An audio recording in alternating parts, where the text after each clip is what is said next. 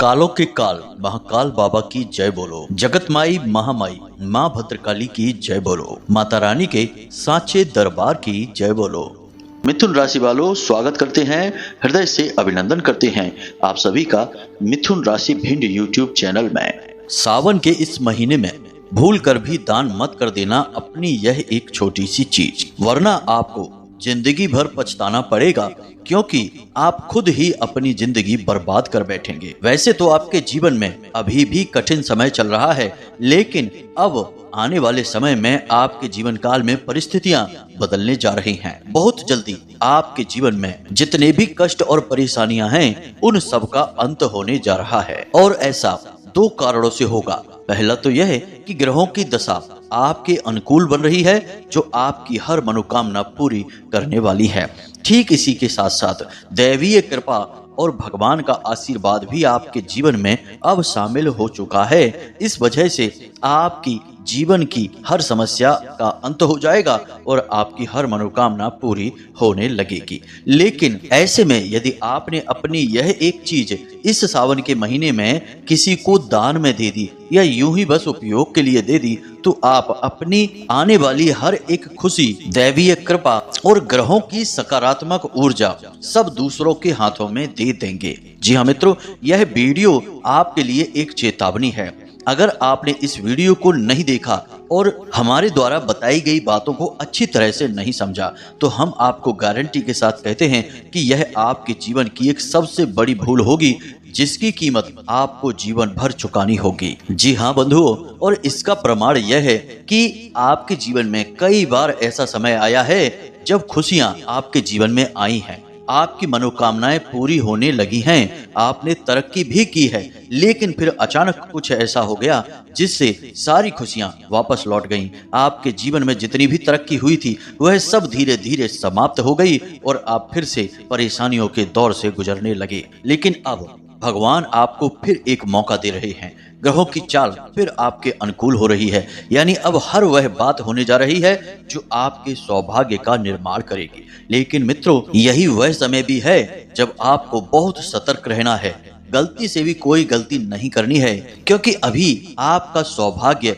जो बन रहा है वह किसी कच्चे घड़े के समान है, और आपके द्वारा की गई छोटी से छोटी गलती उस कच्चे घड़े पर पत्थर मारने के समान कार्य करेगी और वह टूट जाएगा और आपकी बनती हुई किस्मत भी फूट जाएगी। जी हाँ बंधुओं, तो ध्यान से सारी बातों को सुने। यह एक चीज आपके जीवन में शुद्ध सकारात्मक ऊर्जा को आकर्षित कर रही है। आपके सौभाग्य के निर्माण में इस एक चीज का बहुत महत्वपूर्ण योगदान है, लेकिन आप इसकी शक्तियों से पूरी तरह से अनजान हैं, और आप एक ऐसे इंसान भी हैं जो अपने दिल के हाथों मजबूर हैं। भावनाओं में बहकर आप निर्णय लेते हैं, दिल के हाथों सोचते हैं। इस वजह से आप इस चीज को या तो किसी को दे बैठेंगे या फिर इसका दान कर बैठेंगे। तो अब कौन सी है यह एक चीज? आपके मन में यह प्रश्न तो उठ ही रहा होगा।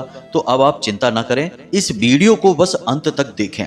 हम आपको न केवल इस एक चीज के बारे में संपूर्ण जानकारी विस्तार के साथ शास्त्रीय प्रमाणों के साथ देंगे, इसी के साथ साथ संपूर्ण ज्योतिषीय और गणितीय आंकलनों के आधार पर आपके आने वाले 5 से 6 दिनों की सटीक भविष्यवाणियां करेंगे, और आपको कुछ ऐसे कार्यों के बारे में बताएंगे जिन्हें आपको इन 5 से 6 दिनों में जरूर कर ही लेना चाहिए। यदि आप उन कार्यों को कर लेते हैं तो आप यकीन मानिए मित्रों कि वह सब कुछ हासिल कर लेंगे जिसके लिए आप अब तक तड़प रहे थे। आपकी हर इच्छा, हर मनोकामना स्वयं भोले बाबा और माँ भद्रकाली खुद आकर पूरी करेंगे। जी हाँ बंधुओं, अब आपको हो सकता है कि सुनकर थोड़ा सा आश्चर्य लग रहा हो, लेकिन यहाँ पर जो बातें हम आपको बताएंगे वे न केवल वैदिक पद्धति पर आधारित होंगी, बल्कि हमारे वर्षों के अनुभव पर भी आधारित होंगी। जी हाँ बंधुओं, यह वीडियो असल में आपके लिए किसी खजाने से कम नहीं है। तो अब ऐसे बहुमूल्य खजाने को यूं ही जाने देना तो सचमुच में एक बड़ी मूर्खता का कार्य होगा। तो आप ऐसी गलती ना करें। हमारा आपसे बार बार निवेदन है कि इस वीडियो को पूरा देखें, हमारे साथ अंत तक बने रहें। तो आज के इस विशेष ज्योतिष के कार्यक्रम को शुरू करते हैं, लेकिन इससे पहले माता रानी को आभार तो व्यक्त करना ही होगा, भोले बाबा को धन्यवाद तो देना ही होगा। तो चलिए कमेंट बॉक्स में लिखिए जय माँ भद्रकाली, जय भोलेनाथ। एक बार नहीं 3 बार लिखना। माता भद्रकाली और भोलेनाथ की आपको पूरी कृपा और आशीर्वाद प्राप्त हो जाएगा। क्या पता आपके किए किस कार्य से भगवान प्रसन्न हो जाएं, और भोले बाबा तो हैं ही भोले भाले, तभी तो उनका नाम भोलेनाथ है। तो पता नहीं आपके किस कार्य से इतने प्रसन्न हो जाएं कि आपको वह सब कुछ दे दें जिसके लिए आप केवल सपनों में ही विचार करते थे। तो बिल्कुल संकोच न करें, आलस न करें। यह हमारा और आपका परम धर्म है कि भगवान को हमेशा धन्यवाद देते रहें। इसी के साथ साथ माता रानी के इस तुच्छ दास का आपसे एक छोटा सा निवेदन और है कि यदि आप इस चैनल पर पहली बार आए हैं तो आप इस चैनल को सब्सक्राइब करके बगल में जो घंटी का निशान है उसे भी अवश्य दबा ही दें। ऐसा करके आप हमारे और माता रानी के दिव्य परिवार के सदस्य बन जाएंगे, सीधे धाम से जुड़ जाएंगे। यकीन मानिए बंधुओं कि जैसे ही आप इस कार्य को करेंगे वैसे ही आपके जीवन से समस्याएं धीरे धीरे ऐसे गायब होने लगेंगी जैसे कि वे कभी आपके जीवन में थी ही नहीं। और ऐसा होगा माता रानी की कृपा और आशीर्वाद की वजह से, क्योंकि आप माता रानी के परिवार के सदस्य बन चुके हैं। तो चलिए जल्दी से इस शुभ कार्य को कर डालिए, फिर आगे बढ़ते हैं। मित्रों, अब जो बातें हम आपको बताने जा रहे हैं उन्हें जरा आप ध्यान से समझना। यह तो आप अच्छी तरह से जानते ही हैं कि इस संसार में हर एक इंसान, जीव जंतु, यहाँ तक कि चीजों की भी अपनी एक खास ऊर्जा होती है, और यह ऊर्जा दूसरों को या यूं कहें कि हमें प्रभावित भी करती है। इसका आपने अपने जीवन में कई बार अनुभव भी किया है। अब चीजों की बात क्या की जाए, रंगों की भी अपनी एक खास ऊर्जा होती है। आपने कई बार यह महसूस किया होगा कि किसी विशेष रंग के कपड़े पहनकर आपका मनोबल ऊंचा हो जाता है, आपका मन प्रसन्न हो जाता है। वहीं किसी अन्य रंग के कपड़े पहनने से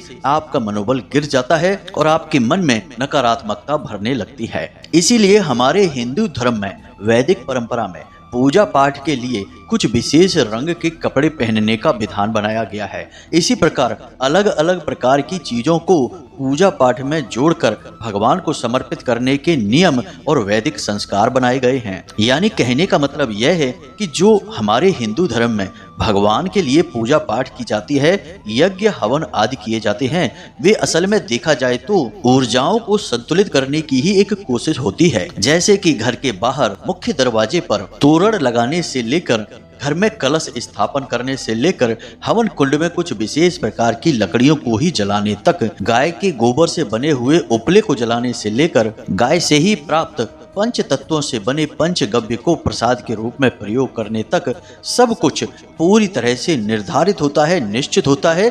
क्योंकि हर एक चीज की अपनी एक अलग एनर्जी है, एक विशेष ऊर्जा है, और उसका प्रयोग करके हमारे घर और हमारे जीवन की ऊर्जाओं को संतुलित किया जाता है।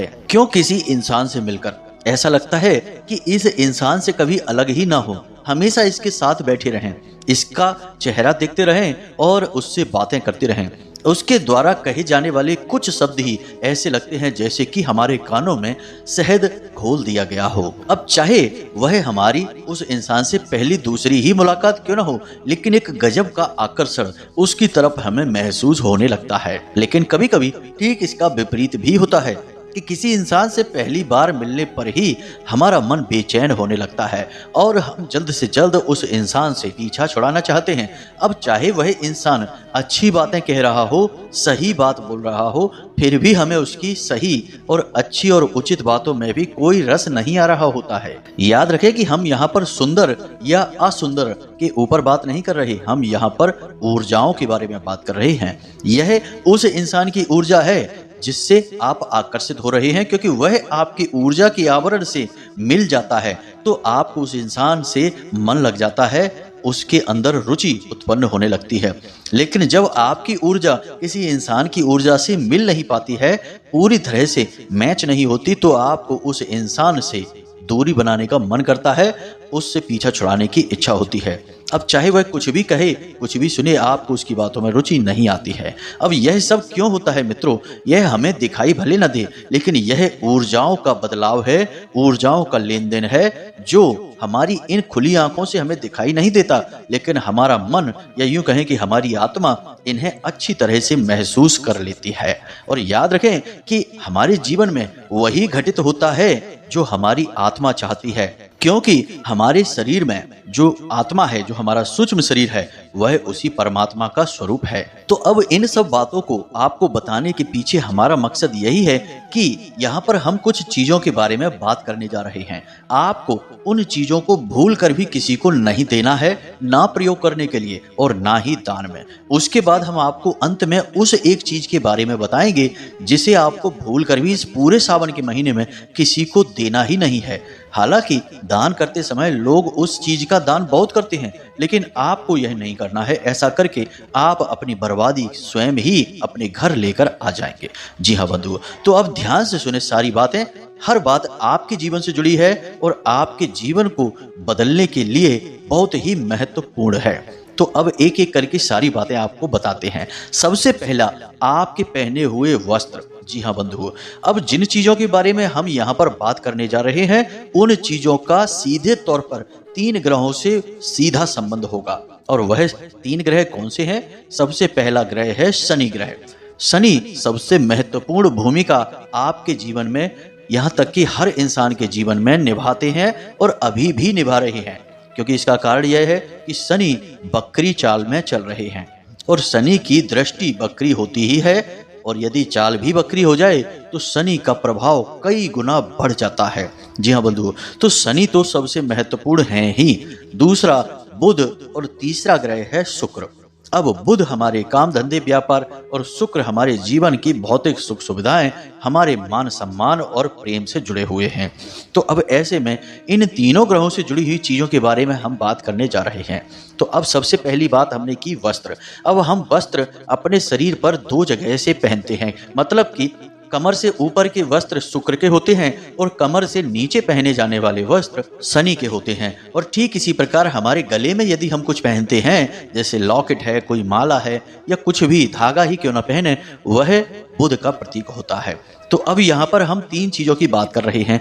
अपने वस्त्र आपको किसी को भी नहीं देना है। यदि आप अपने वस्त्र किसी को देते हैं, कमर से ऊपर के या कमर से नीचे के, तो आप शनि और शुक्र दोनों को ही खराब कर लेंगे। अब याद रखना कि यहाँ पर शनि आपके लिए नकारात्मक नहीं है, बकरी अवश्य हैं, लेकिन आपको गलत परिणाम नहीं दे रहे हैं। उल्टा शनि आपको अच्छे परिणाम देने जा रहे हैं। अब ऐसा शायद आपको समझ में ना आ रहा हो कि हम क्यों कह रहे हैं कि शनि आपको अच्छे परिणाम दे रहे हैं, जबकि शनि तो बुरे परिणाम देने के लिए ही मशहूर हैं। तो ध्यान से सुनिए, यह सावन का पवित्र महीना चल रहा है और सावन के महीने में शनिदेव किसी भी हालत में किसी भी जातक को नकारात्मक परिणाम नहीं दे सकते हैं, बशर्ते कि वह साधक भोले बाबा के ऊपर जल समर्पित करता हो। अब वैसे तो हनुमान जी की पूजा का विधान है शनिदेव को प्रसन्न करने के लिए, लेकिन हमारे व्यक्तिगत अनुभव के आधार पर हम आपको बता रहे हैं कि यदि आप रोज भोले बाबा को केवल 1 लोटा जल ही समर्पित कर दें और 1 बेलपत्र चढ़ा दें, जी हाँ मित्रों, बस इतने से ही शनि का प्रभाव उसी दिन से आपके ऊपर से समाप्त हो जाएगा। यानी नकारात्मक प्रभाव और सकारात्मक प्रभाव शुरू हो जाएगा। जी हाँ बंधुओं, यह हमारा खुद का व्यक्तिगत अनुभव है, क्योंकि भोले बाबा का शनिदेव से सीधा नाता है। भोले बाबा गुरु जी हैं और शनिदेव शिष्य हैं, और गुरु और शिष्य का जो नाता है वह हिंदू धर्म में सबसे बड़ा नाता कहा गया है। जी हाँ मित्रों, गुरु को ईश्वर से भी बढ़कर माना गया है, इसलिए शनिदेव अपने गुरु का परम सम्मान करते हैं। तो जो व्यक्ति उनके गुरु का मान रखेगा, उनकी पूजा करेगा, उसका शनिदेव बाल भी बांका नहीं करते हैं। इसे आप याद रखिए। तो अब ऐसे में आपको शनिदेव से जुड़ी वस्तुओं का भूल कर भी दान नहीं करना है।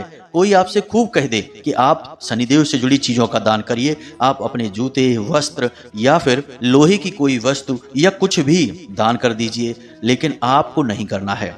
इसका कारण यह है कि शनिदेव आपको लाभ पहुंचा रहे हैं और ज्योतिष का एक बहुत बड़ा नियम है, इसे आप दिमाग में बैठा लीजिए कि जो ग्रह हमें लाभ दे रहे होते हैं उन ग्रहों से जुड़ी हुई चीजों का कभी भी दान नहीं किया जाता है। उस ग्रह से जुड़ी चीजों का दान करने का मतलब है कि जो लाभ आपको प्राप्त होने जा रहे हैं वे लाभ अब किसी और को प्राप्त होंगे, आपको उल्टा उस ग्रह की नकारात्मक ऊर्जा मिलेगी, आपका जीवन बर्बाद हो जाएगा। यह ठीक बिल्कुल वैसी ही स्थिति बनेगी कि लक्ष्मी जी आई आपका तिलक करने के लिए और आप मुंह धोने चले गए, यानी कि अब आपका इंतजार तो करेंगे नहीं माता जी, आगे बढ़ जाएंगे, किसी और के माथे पर तिलक करेंगी।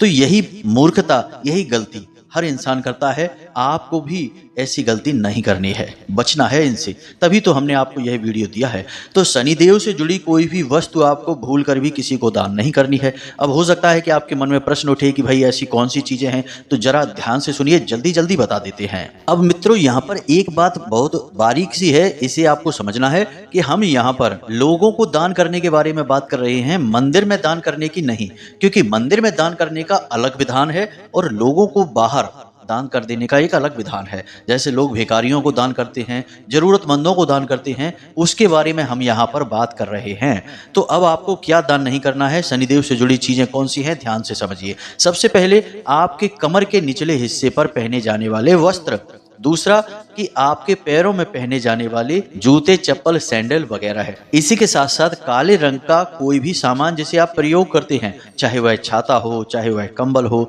या फिर कोई भी अन्य प्रकार का वस्त्र ही क्यों ना हो, वह भी शनिदेव का सूचक है। इसी प्रकार उड़द की दाल है और हाथ में पहने जाने वाले कड़े, चूड़े, अंगूठी, ये सारे शनिदेव के सूचक हैं, इन्हें आपको भूलकर भी किसी को दान नहीं करना है। इसी के साथ साथ शुक्र ग्रह से जुड़ी हुई चीजें भी आपको भूलकर भी किसी को दान नहीं करनी है, इन्हें भी ध्यान से समझिए। कमर से ऊपर पहने जाने वाले वस्त्र, सफेद रंग के कोई भी वस्त्र, रुमाल, तौलिया, दुपट्टा, कुछ भी जो सफेद रंग का है वह किसी को दान नहीं करना है। इसी प्रकार सफेद रंग की मीठी वस्तु जैसे कि बतासे होते हैं, सफेद खीर होती है चावल से बनी हुई, या फिर कोई भी सफेद मिठाई। इसी प्रकार परफ्यूम, खुशबूदार जो परफ्यूम होता है उसे भी लोग दान कर देते हैं कभी कभी, यह भी ना किसी को देना है और ना ही किसी को दान करना है। साथ ही साथ सफेद रंग की कोई भी ज्वेलरी या चांदी से बनी हुई चीजें, ये सारी चीजें आपको किसी को भी दान नहीं करनी है, ना ही किसी को यूं ही पहनने के लिए देनी है।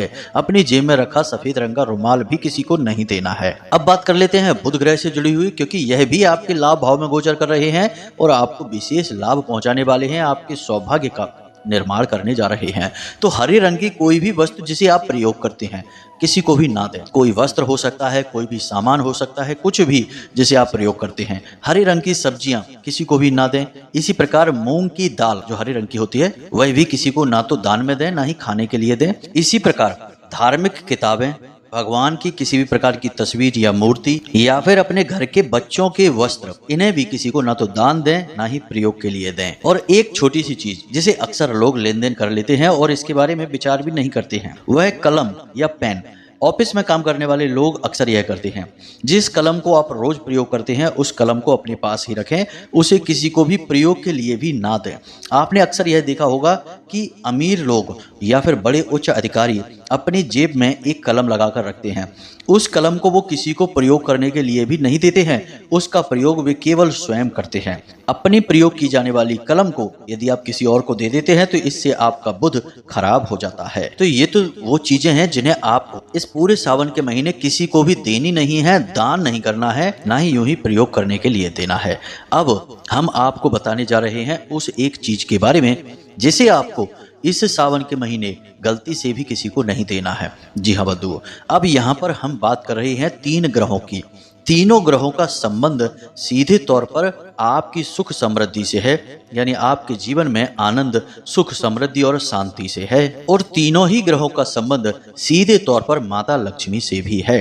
तीनों ही ग्रह जब किसी जातक पर अपनी कृपा करते हैं, उससे प्रसन्न होते हैं, तो सबसे पहला और सबसे महत्वपूर्ण लाभ उस जातक को धन का लाभ ही होता है। यानी कि अलग अलग स्थानों से कई प्रकार से उसके जीवन में धन का आगमन होता है, और जब धन का आगमन होता है तो फिर जीवन में खुशियां बढ़ने लगती हैं, हर प्रकार की सुख समृद्धि आने लगती है। याद रखें मित्रों कि इस संसार का सबसे बड़ा कष्ट, सबसे बड़ा दुख गरीबी है। और यह आज से नहीं है, प्राचीन काल से ही है। हमारे पुराणों में भी कहानियां मिलती हैं कि जब भगवान किसी को कष्ट देना चाहते थे तो उसे गरीब के यहाँ पैदा करते थे और वह भीख मांगकर ही खाता था, और जब किसी को सुख देना चाहते थे तो उसे अमीर के यहाँ या किसी राजा महाराजा के यहाँ पैदा करते थे, तो वह जीवन भर सुख भोगता था। और आप भी अपने जीवन में बहुत गहराई से यदि विचार करेंगे तो मूल में कहीं ना कहीं आपके जीवन की हर एक समस्या के केंद्र में पैसा ही मूल कारण है। तो अब ऐसे में आपको क्या करना है, इसे आप ध्यान से समझिए।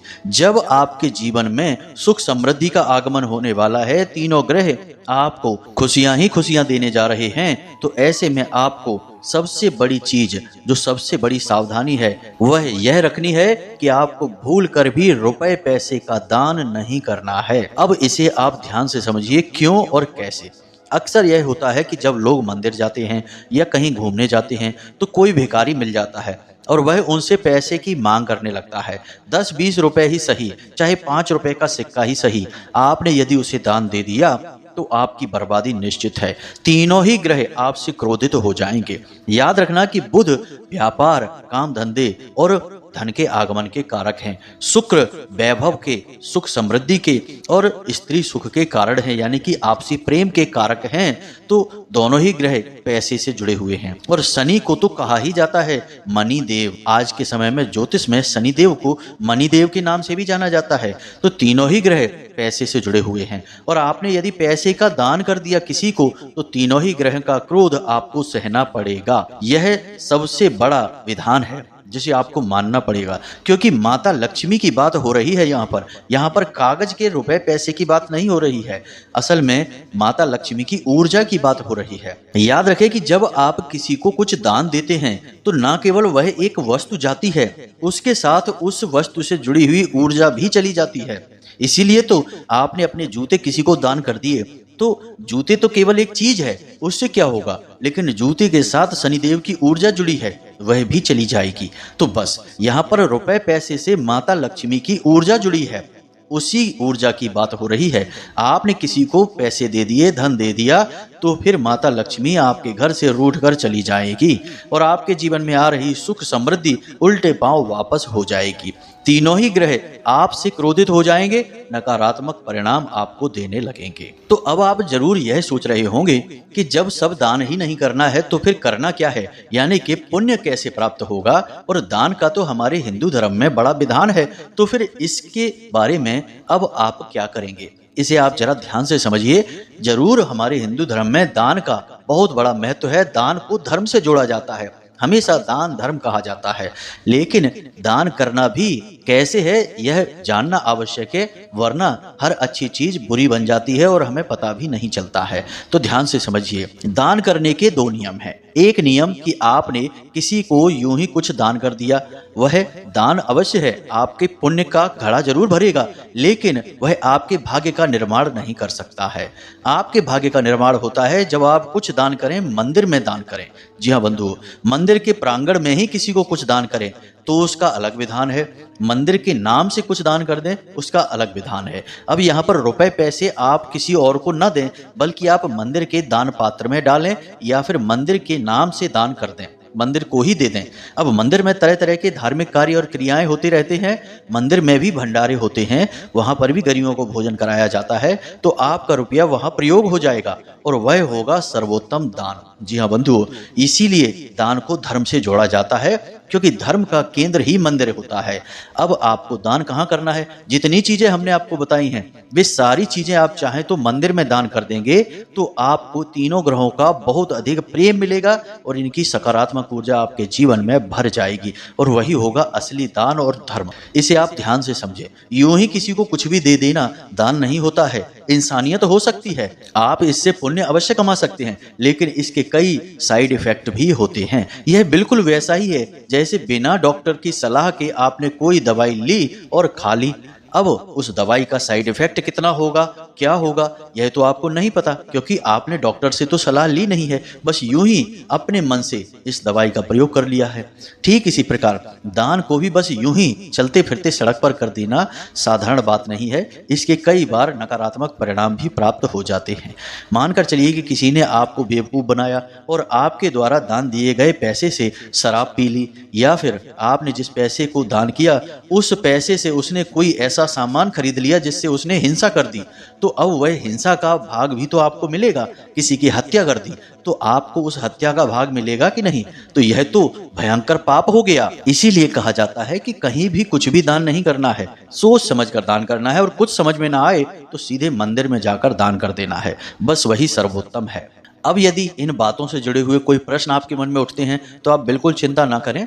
आप डिस्क्रिप्शन में दिए गए नंबर पर व्हाट्सएप मैसेज कर सकते हैं या फिर कमेंट करके भी पूछ सकते हैं। हम जब अपनी साधनाओं से, माता रानी की सेवाओं से मुक्त होंगे तो आपके मैसेज पढ़ेंगे और आपको जवाब अवश्य देंगे। आपके मन की संतुष्टि अवश्य होगी। याद रखें मित्रों कि हम जो वीडियो में आपको ज्ञान देते हैं वह हम माता रानी की सेवा समझकर ही आपको बताते हैं और अपने व्यक्तिगत अनुभवों के और शास्त्रीय पद्धति पर आधारित बताते हैं। इसलिए यह ज्ञान 100% शुद्ध है, कारगर है और आपके जीवन में 100% बदलाव लेकर आएगा ही आएगा। जी हाँ बंधुओं, तो उम्मीद है कि जो बातें हमने आपको बताई हैं वे आपको अच्छी तरह से समझ में आ गई हैं। आप इनका प्रयोग करिए और फिर हमें कमेंट करके जरूर बताना कि आपके जीवन में किस प्रकार सकारात्मक बदलाव आए हैं। अब उपाय की बात करें मित्रों, तो सावन का महीना है, सर्वश्रेष्ठ उपाय है कि भोले बाबा को 1 लोटा जल, 1 बेलपत्र और काले तिल समर्पित किए जाएं और 1 माला पंचाक्षरी मंत्र का जाप अवश्य करें।